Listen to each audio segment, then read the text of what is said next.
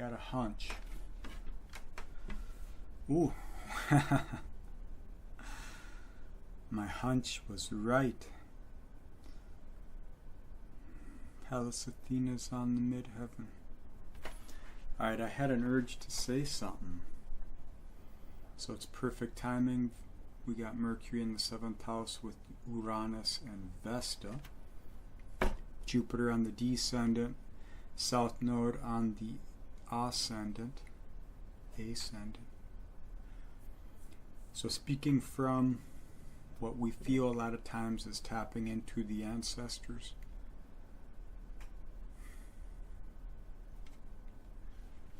Right now, what I'm doing is what I work at right now. It's expression.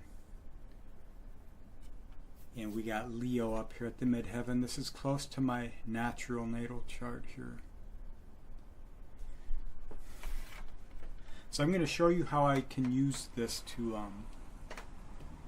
explain what it is I feel. When you hear people explain you to yourself, even though they don't know you, but they do it from decoding the energies, then you gain new words for old meanings.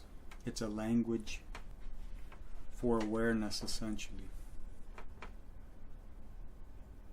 Alright, so we got Chiron in the 6th house here. North Node and Jupiter. North Node, Jupiter are still conjunct, and it's basically they're exactly conjunct the descendant, so I'm doing this at the right time. I was working out and I just had the urge to speak on something. Sun is in the 8th house of transformation. Now Gemini, if you're looking at it like I look at it from the Scorpionic perspective, it is the transformation of information. We follow these progressions here. You can go this way or you can go that way. Sometimes it's one or the other, you know, it just depends on the situation, what you're analyzing, what you're going through. But for this, I'm going this way towards Sag because we just had that full moon there. Now it's sextiling. It's going to be coming into a nice sextile with the last full moon here in a few hours.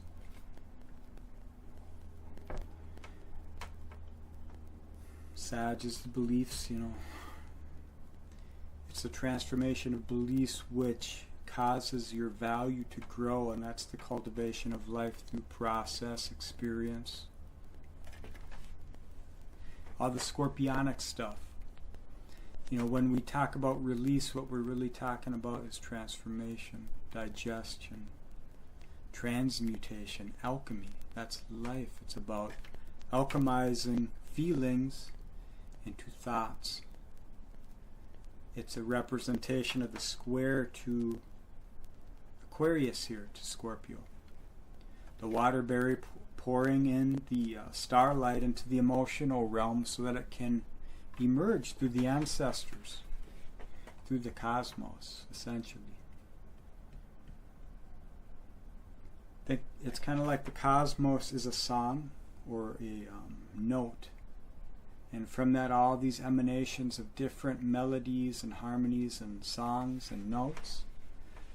And then when you look at your individual song, note, harmony, melody, in relation to the world or in relation to other people or things, you play new songs. And it's like a cacophony of expression. It's eternal.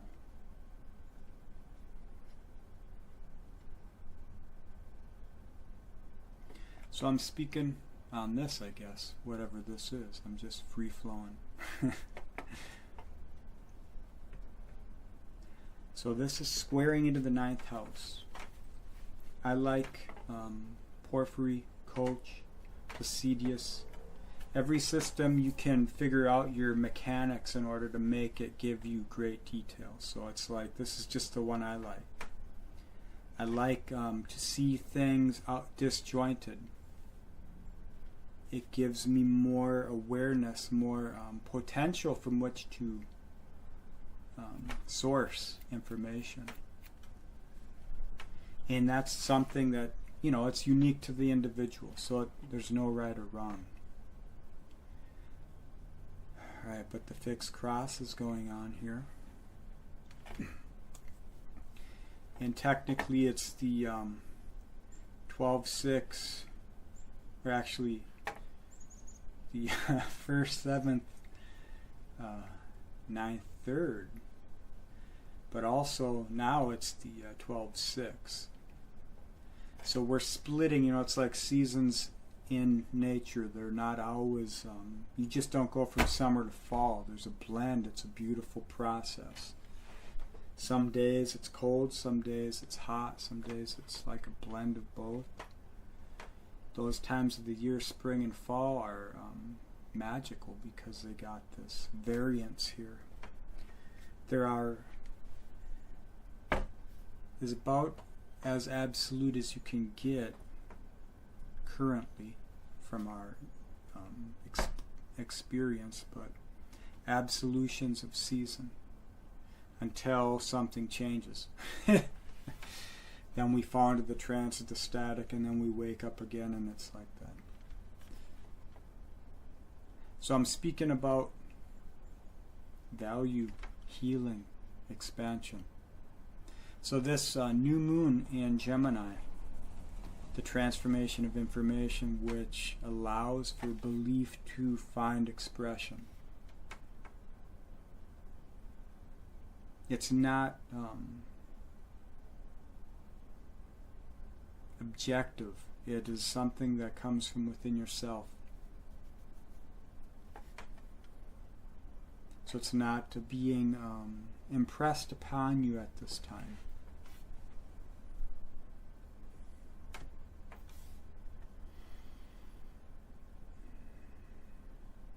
Or if it is being impressed upon you, it's because it's trying to show you there's a distinction between you and something else. It's kind of like a loop, there's a loop that goes on. This is the 2nd, 8th axis. It's an energy loop, power dynamics, exchange. This is the most personal, interpersonal sign, Scorpio. So Gemini in the 8th house, that's extra Gemini, extra Scorpio.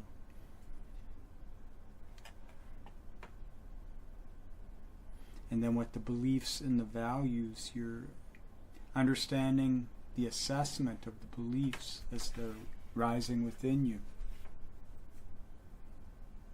through South Node things, the past, traumas, the wounds, the darkness, the stuff that was hidden, the stuff you might have had a sense about but you didn't actually know exactly.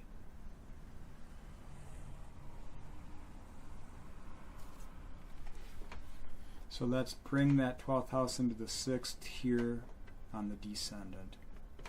Communication. Taurus is practical, it's down to earth, it's here now reality, it's fixed earth, so it is the spirit of Aries fueling the mind of Gemini through the embodiment of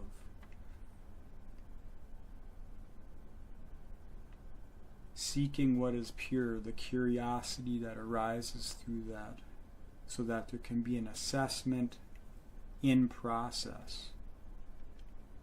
So you think of Gemini going backwards, looking into the spirit. It's the introspective Gemini. It takes time to digest and go through all that stuff. And it is the forward-thinking Aries, in that it's banged its head against the wall so many times that it understands it has to try something different instead of just following the impulse. So there's this weird blend. All the signs have that kind of, you can find that kind of energy or distinction when you look at any of the signs. they don't have to just be next to each other, because we all have planets all over the place. So it's like a unique blend of herbs and spices, essentially.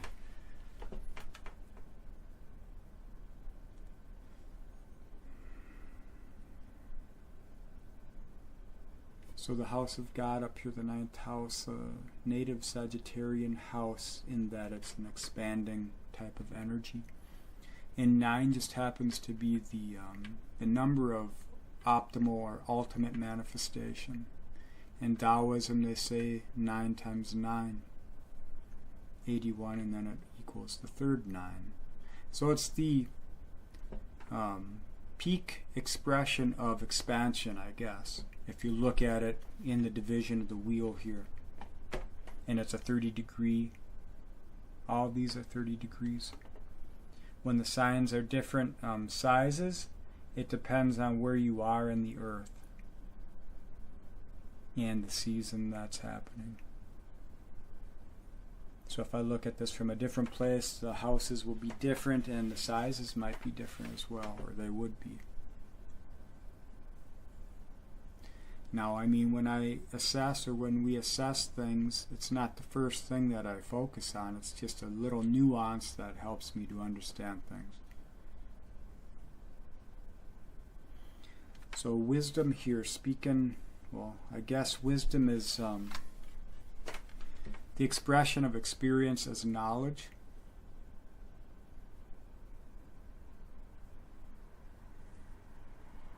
But it can only be valued by those who have experienced it. That's why when your parents would tell you things, you know, and you would do it your own way anyway, then later on you would realize why they said what they said. Then sometimes you get shame or guilt or some other emotions that come up with that. For me, though, it's like you gotta feel it to know it. So that's how I handle that energy.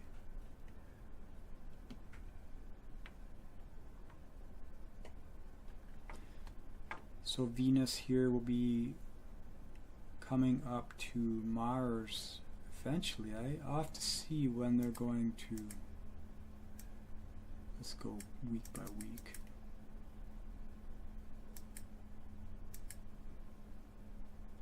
Here we're getting there. It's going to be in Virgo. What the hell? Oh, Venus goes retrograde. How close does she get?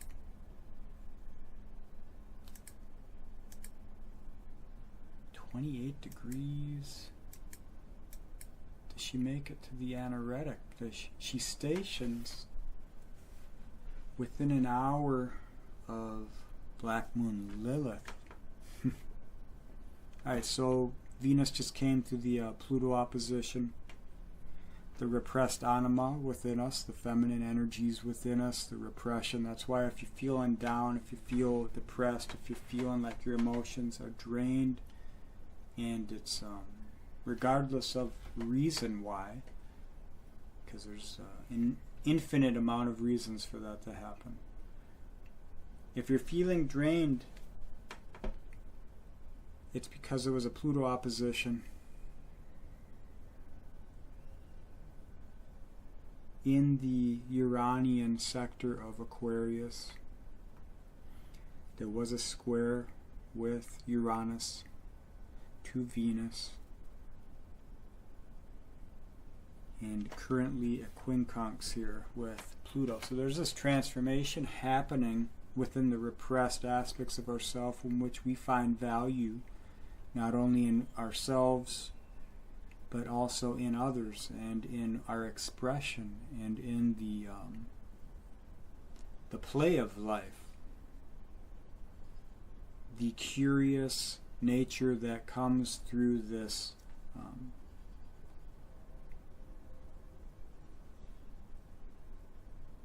Martian area of, actually the full sign of Leo, because she hit the opposition just prior to breaking into Leo. So it's a full spectrum transformation of value through your expression and honoring your spirit. And Venus is stationed at 28 degrees. I'll have to look up that Sabian symbol. But you're bringing in those repressed aspects of yourself and able to understand that you are capable of nurturing yourself. You're capable of standing in your full power.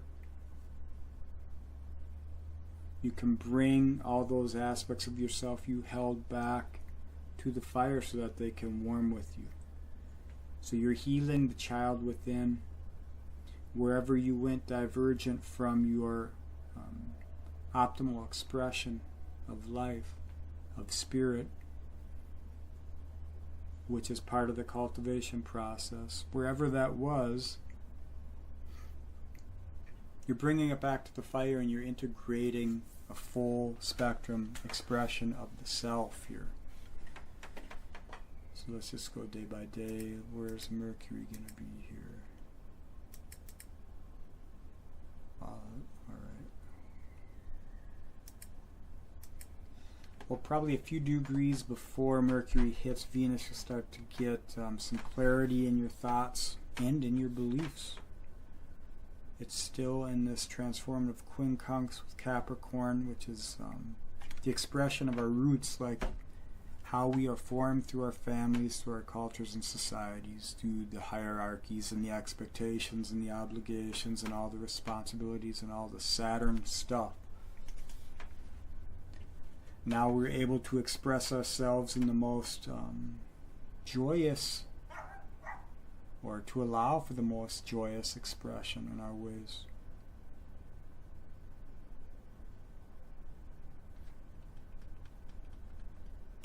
Now this could be instantaneous for you, or it could take time before this expression, the spirit, comes to form within you.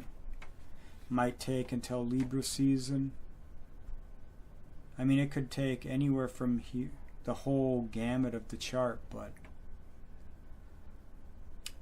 possibly it's a new cycle we're seeing, because this is Mercury coming into balsamic phase, conjunction with Venus. Venus is a slower moving planet, so Mercury is going to continue on as Venus is in retrograde. When Venus comes back through shadow and touches this point, understandings will be known through what you were digesting and transmuting within your heart, which informs the mind. So emotions to intellect, awareness equals beliefs.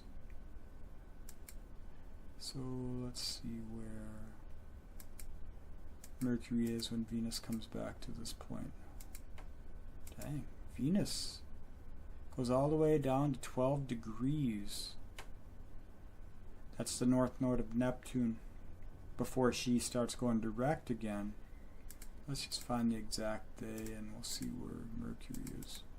Alright. So once Venus stations, Mercury's at 16 degrees here. Mercury's retrograde too, I missed that. When did Mercury start?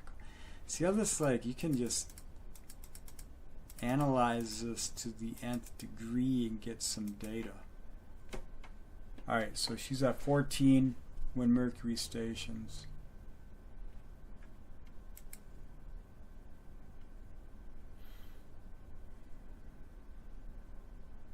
Venus goes down to 12.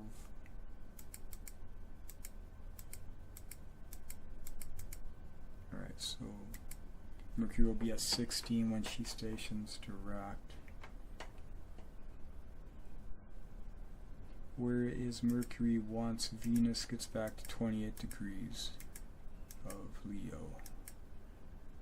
Isn't this, I mean, this is so riveting, isn't it? It's like watching golf. Alright. Well, Mercury finishes his retrograde and shadow path before Venus gets out of hers. Mercury is much faster. So we're doing this double, as we go back on the shadow path, we hit 12 degrees. As Venus continues up through the valley. She's going up the slope to the peak, and Mercury is informing as she's doing that. So the service, the bringing heaven to earth through nurturing the self and understanding your value in relation to the services that you've been given and giving, nurturing others, maybe lack of nurture for yourself or a lack of nurture you've given others. You're starting to understand that. And Mercury goes over the Libra point before Venus crosses paths with Black Moon Lilith on the shadow path, and before she reaches the end of her shadow. So that's kind of a big moment. What else we got here? There's a working quincunx here between Saturn retrograde and Mercury when it hits the Libra point. So the disillusionment of who you aren't, what you've gone through, what our cultures have gone through, we're shedding down to the bones, and we're able to understand some of our value now. And Venus is in a perfect quincunx with the Pluto retrograde, which is also a working transformation quincunx from Venus. So it's like there's always this give and take, this ebb and flow, where it's one planet and then the other, and then dynamics unfold, and there's little cycles between every planet individually and every combination. And it's like there's an ineffable amount of data you could pull if you learn this language. Why though? You know, I mean, it's up to you. I think when you can simplify things to the shortest, most concise information, but still leave room for the mystery of life and the magic of potential, then that's where I like to settle. And Mars will just be coming into a new phase conjunction with the South Node and a full-on opposition with the North Node. So we are seeing where we gotta go. We know where we've come from and where we are capable of going. You don't start from scratch, you start from experience. Now, Mars is not, it's a very tempered energy in Libra. It's good at navigating. It understands the wounds and how to move through them. So we're all coming into that. And Venus is in this nice sextile with South Node and Mars at this time. So there's that understanding your reciprocity with life, and maybe you'll be seeing that in your relations to this world and to others. Whatever you put your energy and whatever you're focusing your spirit into will be reciprocating. And sometimes it's just a different expression of an old song. But I have a feeling a lot of us will be going into new energies here with this. We'll be working with a new expression of old energies that so old they're new, essentially.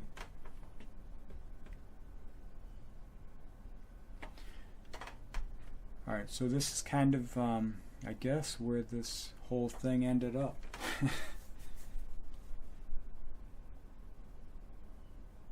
I'm going to save this chart just in case.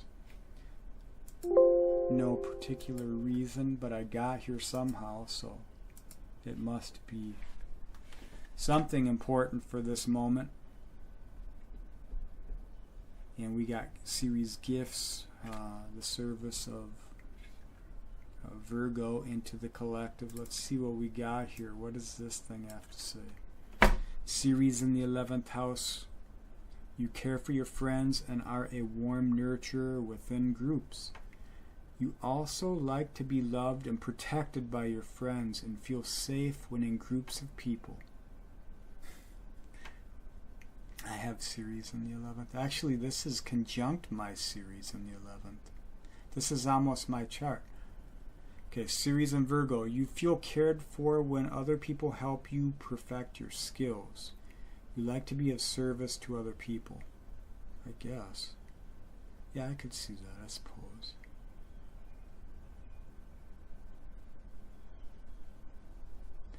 I don't know if I would say I feel protected by friends, but I feel comfortable around friends. I feel safe when in groups of people. It's the right people, not just people. But it's not safe. It's settled, balanced, optimal, you know. It's an optimal expression.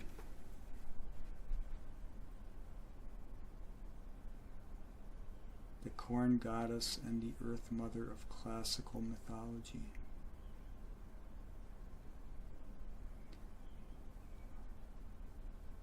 So, in any case, here's an example of astrology in action. It's my interpretation. There's many interpretations, ways to focus your attention on the knowledge and apply it.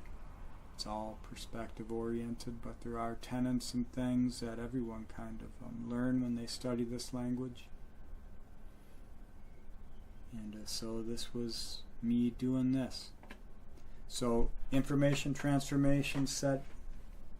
Try and figure out who and what you are and aren't at this time through following your joy, your nurturing your sense of love, your sense of fun, your childlike energies. Let it go back to your child and try and remember what that was like when that curious fire was being expressed freely.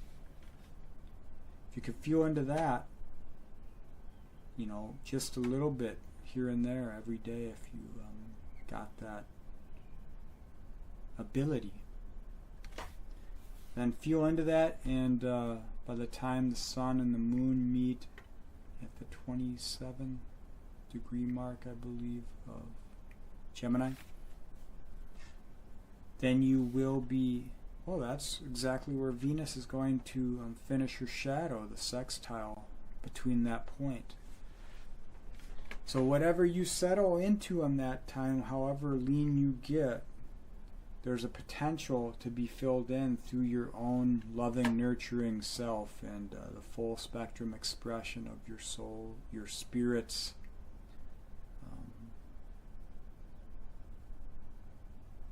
what did we say? What do we call this? Expression. You know? Try and get conscious with it. Try and call out what is and isn't beneficial for you in this world, within yourself. Usually when you set your aim on something, then you're holding that arrow for so long, all the other stuff, you start to block that stuff out because it's no longer important. You have to put all your energy, all your focus into that, holding that. So only the important things stick with you. That's the disillusionment of Saturn as well here. Alright, I think I rambled on enough. You get the idea. There's a lot of ways you can break stuff down.